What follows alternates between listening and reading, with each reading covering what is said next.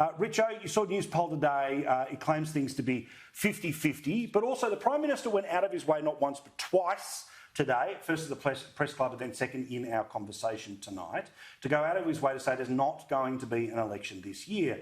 Now, obviously, if things go wildly his way in the back 6 months of the year, he could change his mind and probably win. I don't think it's 50-50, but what do you think? I doubt that it's 50-50. It doesn't feel like it's 50-50. I always have some faith in my own judgment. It hasn't been wrong very often on these things. But that having been said, you've got to be careful in politics. And racing off to early elections cost one bloke in South Australia his job and almost brought Hawke undone once. So you don't just jump to an early election when you've got no real reason to have one. Now, I think the only time our Prime Minister is unconvincing is when he's talking a case that's really weak and he knows it. This bloke is too honest to be able to press a case that he knows is rubbish. And I think while he might like to have an election, I don't think they'll talk him into it unless a good reason turns up. And I can't see one turning up myself. So I'm still sitting here expecting a full term.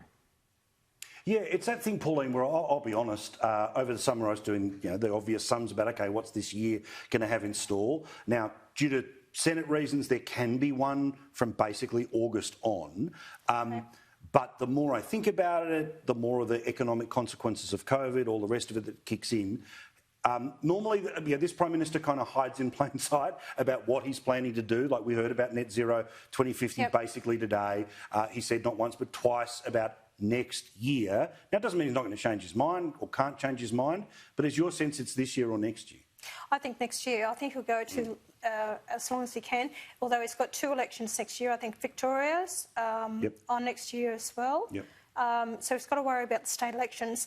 The fact is he's got 5 on the crossbench in the Senate, and he needs 3 of those votes to get his legislation through. And he relies a lot on One Nation. He gets the other crossbench over the line.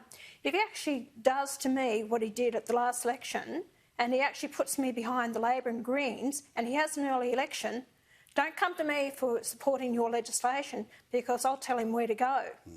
So he's got to deal with that.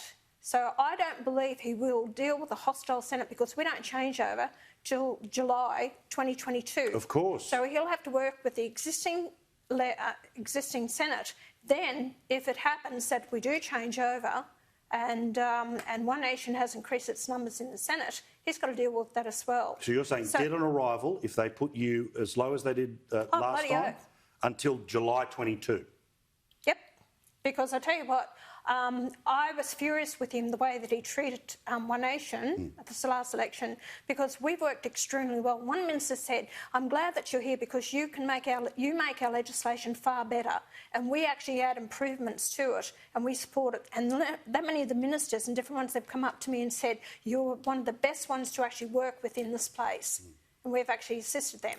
And I know I've heard on the grapevine he intends to get rid of me. So it's going to be quite interesting how this next election is going to go. He's going to have to deal with me. And you both talk to us on the show, so we're going to hear from both of you first and all the case.